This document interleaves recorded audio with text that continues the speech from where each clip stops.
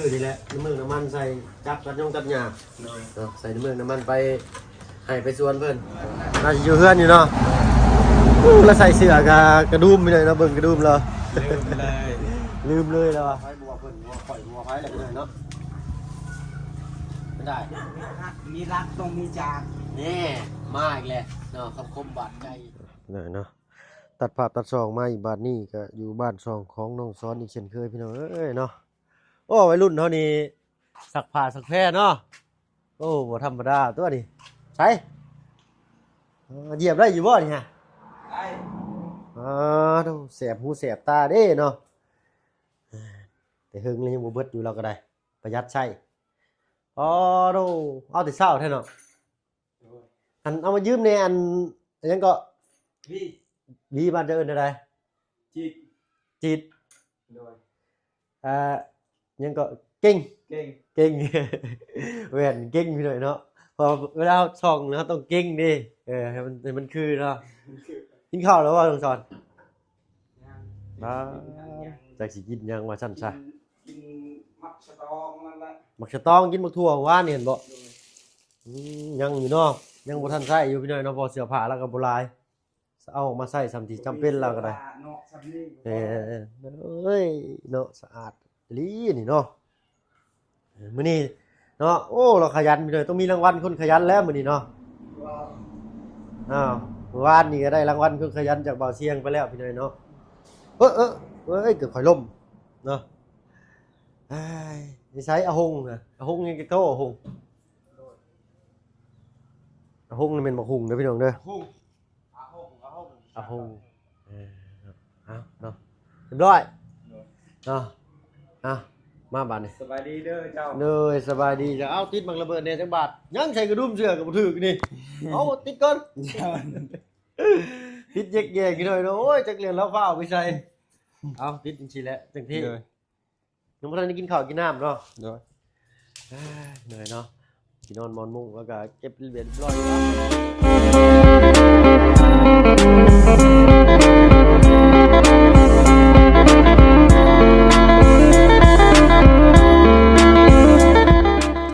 กับทักทายสบายดีผู้ใหญ่ใจดีและ FC เบิร์ดทุกท่านที่เข้ามาหาประชมช่อง YouTube บ่เพิ่นเคยหลายคือเก่าตัวฝั่งไทยฝั่งลาวและก็ทั้งฝั่งต่างประเทศยินดีต้อนรับเข้าสู่ช่อง YouTube บ่เพิ่นเคยหลายเช่นเคยพี่น้อยเนาะมื้อนี้เนาะเข้ามาหาทางน้องซ้อนเนี่ยทางบ่าวเมืองเพิ่นเลยเนาะมาฮอดแล้วก็ซักผ้าซักแพรมื้อนี้โอ้ยเตรียมออกงานใช่เด้นี่เนาะโดยให้มันงามเนาะให้มันงามซื่อดีบ่มันพ้นมันเช่าตกแล้วตกโอ้ฝนเช่าตกได้นี่เนาะช่องมือแล้วฝนบ่ตกพี่หน่อยเนาะเห็นบ่อ้ายบอกแล้วเอามือน่ะบ่ให้ล้างรถน่ะล้างแล้วมันฝนตกคือเก่าอยู่ว่าอยู่เอ้ยตำปื้ออยู่ค่อยรถพ่อบ่กล้าขี่แล้วล้างให้ค่อยพี่หน่อยเนาะยันนั้นอย่ามันเปื้อนนะอันบ่าวเมืองที่อยู่เฮือนอยู่บ่มื้อนี้เนาะโดยจักนั่นล่ะยันอยู่เฮือนแล้วยันอยู่เฮือนอยู่เนาะมื้อนี้เนาะใช่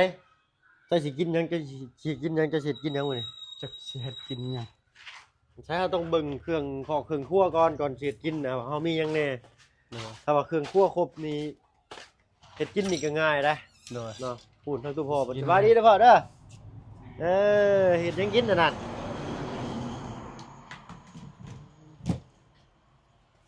เสียลองเราก็เรื่องว่า2ตู้เสียลองเราโดยนี่พี่น้องบอกผิดทุกพายเกลือก็มีแล้วยังอีกบาทบ่มี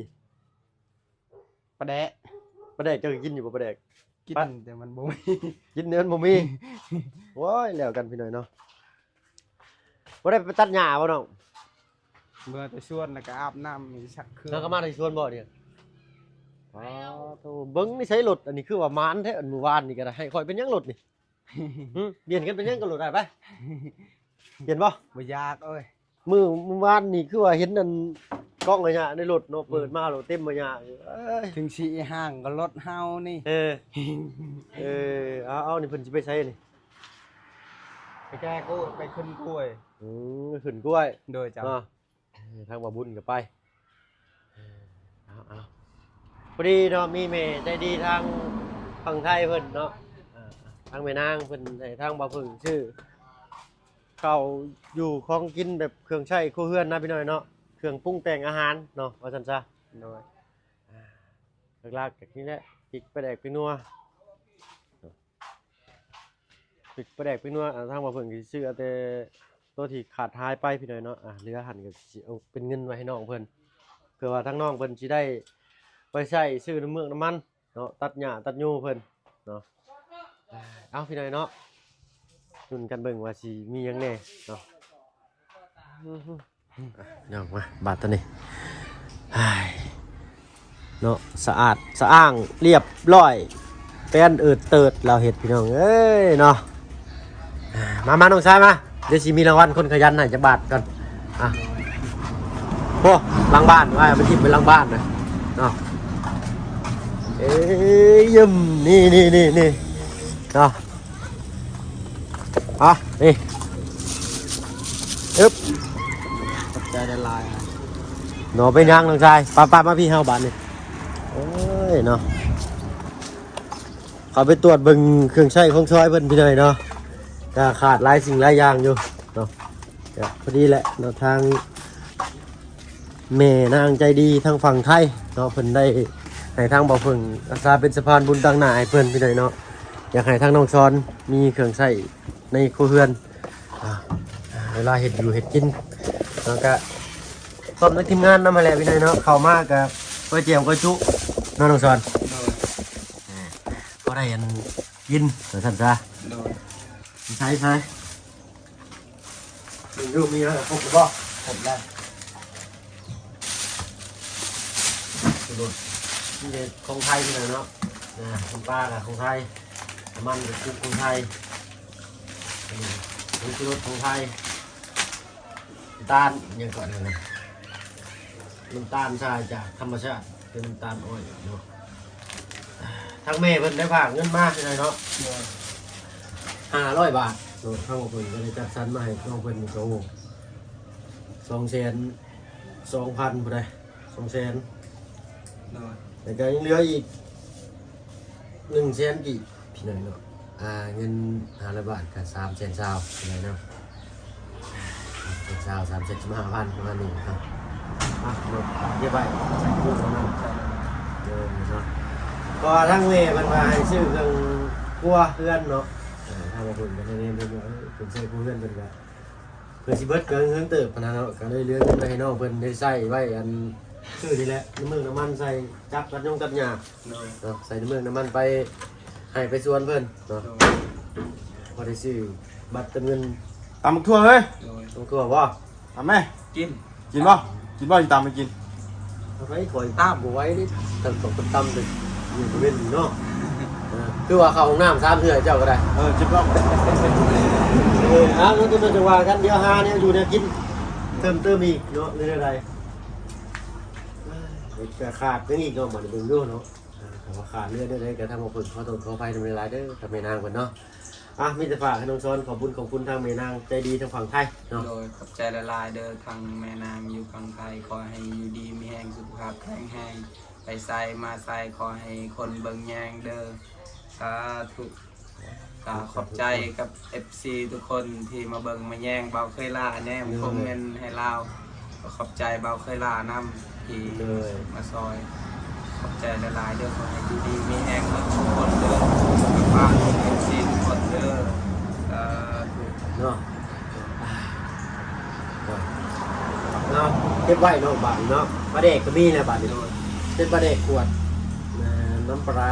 ต้มสุกปรุงรสสูตรหอมก็มีแต่ให้ทางน้องซ้อนเพิ่นเก็บอุปกรณ์กันแต่งอยู่แต่งกินไว้เลยน้องเลยเนาะ โดย ใส่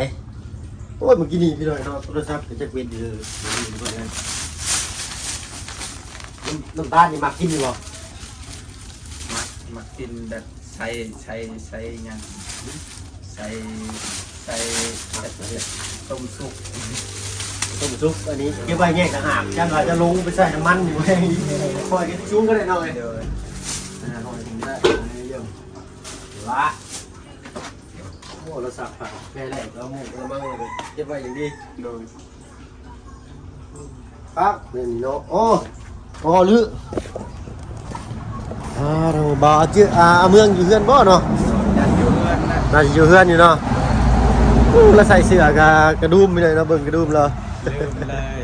ลืมเลย แล้วว่ะสักผ้าสักแพรตั้งแต่ยังบ่ฮักบ่เพ่พี่น้อยเนาะตั้งแต่ผู้แลทางแม่ทางยายใจะดีทางฝั่งไทยซื้อให้พุ่นแหละพี่น้อยเนาะแข็งแรงเนาะน้องเนาะ เป็นแรง แข็งแรงเนาะโอเคเนาะตากผ้าหลายๆก็ได้อันนี้บ่ต้องห่วงเลยเนาะถือว่าทางแม่เป็นแนมเห็นเดี๋ยวเนาะสุดเลยเนาะสิกินข้าวกันยังบัดนี่ต้มมีคือเก่า ต้มมี ต้มมีคือเก่าเอ้ยหน่อยเนาะนี่แหละบ้านซองเฮือนซันผู้บ่าวซ้ำน้อยคอยทางไปหน่อยเนาะในข้างกายยังบ่ทันมีไผถ้าใครสนใจจับจองสีห้องก็จะคือซันเด้อยองนอกมันชื่อได้หน่อยเนาะพื้นไฟยังใช้ได้ปกติเนาะ โดย ครับบัดนี้ทั้งน้องช้อยก็สิได้ตำบักหุ่งเป็นอยู่บ่ตำบักหุ่งบ่เป็นโอ้ยแล้วกันไปไหนเนาะบักหุ่งตะกี้6-7 หน่วยเนาะชาวบ้านมาขอบ่หรือมันหล่น เราขอกิน โอ้เพิ่นมาขอไปกินเนาะ ว่าขอกินนะเด้อมังนึงเด้อขอตำชม ก็เลยให้เพิ่นซะ โดย เอาเนาะนั่นแหละ เราไป แบ่งกัน หาส่วนเด้เลยขอ โดย มังนึงแล้วก็กินอยู่ส่วนอยู่หายอยู่หน้าบ่มีแนวกิน อืม เลยยังเหลือแต่มังนึงอะไรใหญ่ มากนี่ก็นั่นก็เฮิมนี่ โดย เอาไว้กินชุกบ่นี่ โดยยังเหลือมังนึงเขาบ่กล้าคออีกมันใหญ่ มันใหญ่เนาะ โดยลายเด้เขาคอเขากล้าเขาคอเด้ มันน้อยแล้วเพิ่นก็บ่กล้าเนาะ มันมากมันยังบ่ได้ใหญ่เท่าเขา เอา แบบมัน ตัวนั้นกำลังงอกขึ้นมาใหม่นะนะ มันสิเปรี้ยวแบบมันคมเด้ อ๋อมันสิเปรี้ยวหรือมันสิคมด้วยนี่ มันคม มันสิเปรี้ยวแล้วว่ะ เขาก็เลยมากินจ้ะ อันนี้ทั้งตู้โพเพิ่นสิเอามาซานยังนี่ไม่เพิ่นซานก็เป็นบ่ทางบ่เจ้า โดย โอ้บ่ธรรมดา ชันยัง ซานหัวซานยังเงี้ยเนาะ ชันเข้า ซานติบเข้าบ่ โดย โอ้บ่ธรรมดาตัวนี้เนาะ โดย ทั้งตู้โพเพิ่นกินข้าวก็ยังสมกินนี่คือว่าอันนั้นนี่นี่ตำหมกทั่วนี่บ่าวบุญเพิ่นอยากนี่ เราคือบ่ต่ นี่ยังว่าจังทั้งน้องซ้อนเพิ่นตำบ่เป็นถ้าอ้ายสิสอนให้หน่อยนะแป๊บเดียวจะไปใช้อีกเลยพุทธิโลบ่น่ะต้นกล้วยไผน้องซ้อนต้นนึง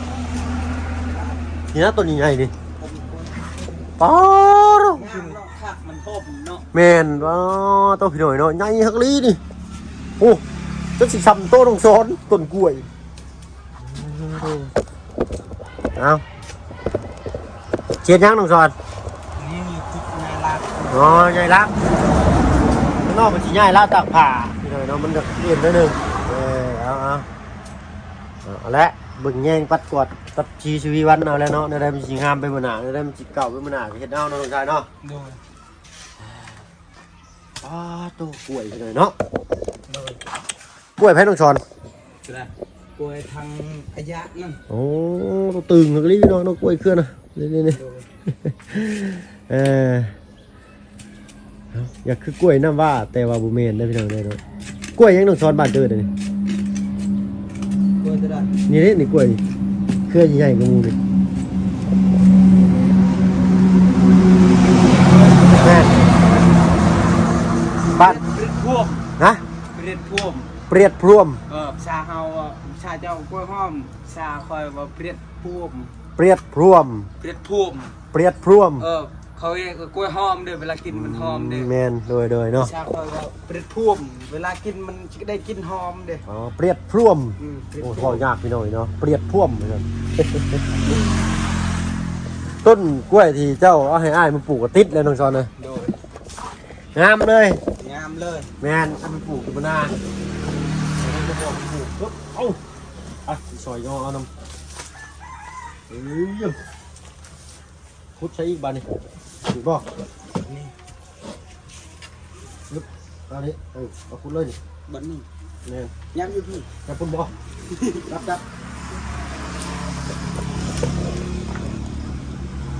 อะไร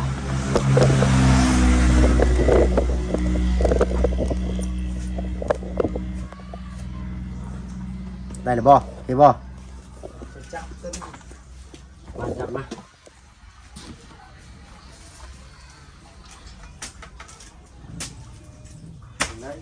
น้ำแตกนะ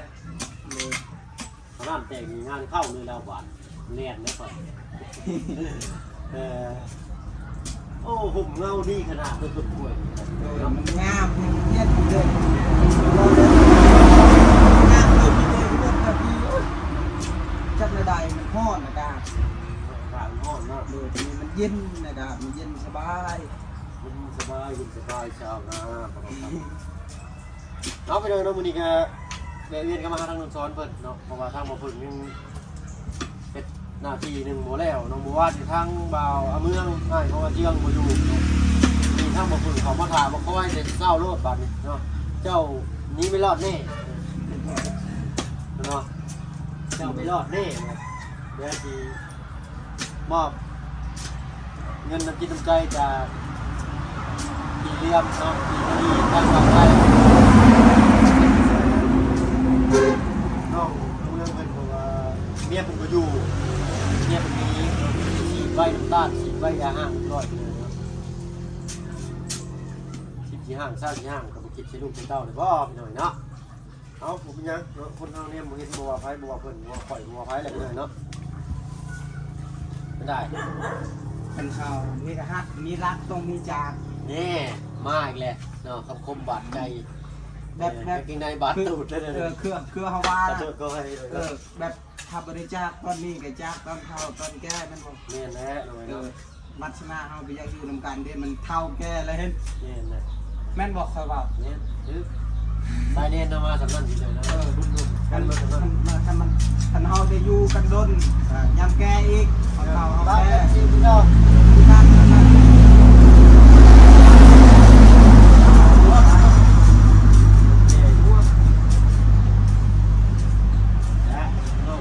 ได้แล้ว คือว่าเฮาทำบุญให้แบบสะใจตัวเฮาแล้วเต็มที่ฉะนั้นก็ใจ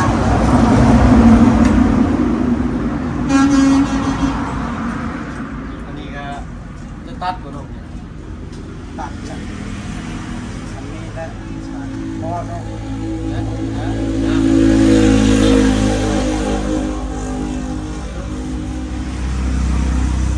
เนาะปึ๊บ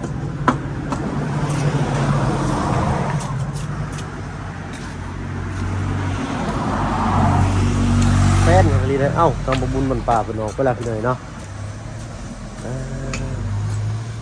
ได้พากันไปหาล่างรถแล้วบ้านนี่ฝนก็หยุดตกเลยเอารอบนี้พี่หน่อยเนาะมีทางบ่าวตูนเนาะบ่าวไล่ลุงเฮิมแล้วก็ทางอาจารย์ลาวขึ้นมาใส่มอไซค์พี่หน่อยเนาะหรือว่าขี่รถจักรขึ้นมาอาจารย์สาทางบ่าวตูนก็ใส่ท้ายรถบ่าวบุญมันป่าขึ้นมาพี่หน่อยเนาะการขี่รถจักรนี่ก็ดีเนาะข้อเสียก็คือนี่แหละตากแดดตากฝนแต่ว่าเขาเข้าไปในพื้นที่แบบว่าเขาไปไวมาไวนะพี่หน่อยเนาะคล่องแคล่วขอสั่นซะขี่รถใหญ่ก็สบายเนี่ยแต่บ่แดดบ่ฮ้อนรถจักรก็คือกันพี่หน่อยเนาะสบายคือกันแล้วแต่เฮาว่าจิตใจเฮาคิดใส่มันดีบ่หรือมันบ่ดีสำนั้นแหละพี่หน่อยเนาะเอาทางมาเพิ่นก็ยังเยอะๆเฮ้ยเตะทั้งสีเด้อเวลาปืนนั่นปืนนี่เอาไม้เขี่ยก็เด้อนึงช้อนเด้อยัดงูได้เนาะหัวลมออกนี่งูมีงูได้ป่ะเอาทางบ่เพิ่งก็ยังอันคล้องคอยถ่าทางลุงกับบ่บุญสารวัตรคือเก่าพี่เลยเนาะคือว่าสิขึ้นมามื้อนี้บ่หรือจังใดได้เนาะเรียบร้อยเนาะบัดนี้เนาะจัดการเรียบร้อยเบิดทุกสิ่งทุกอย่างแล้วบาดนี้เสื้อผ้าก็ทาแต่แห้งถ้าเบิ่งแต่เวลาฝนตกแล้วก็ฮุบแล่นบ่ต้องซ้อนโอ้ยรถแล้วนี่เนาะใครขอได้บ่เล็กคำนี่ เด็กคำลงเลยนะ เล็กคำลงเลย เอาไปหน่อยเนาะสำหรับคลิปนี้ถ้ามาเบิ่งกันสิขอตัวลาลงแล้วพี่น้อยเนาะผมพรคลิปหน้าเด้อเนาะโดยฝากยัง ฝากกดไลค์กดซับสไครต์เด้อทางซองเบาเคยลา เนาะไปเนาะเอาตึมมาเนาะมา โดย ไปสรุปคลิปนี้เนาะก็สิขอตัวลาลงแล้วพี่น้อยเนาะผมพรคลิปหน้าเด้อพี่น้องเด้อเนาะอยู่ดีมีแห้งเบิดสุผู้ทุกคนที่เข้ามาชมช่อง YouTube บ่เพิ่งเคยลากินเคยพี่น้อยเนาะสำหรับคลิปนี้อยู่ดีมีแห้ง สบายดีจ้ะ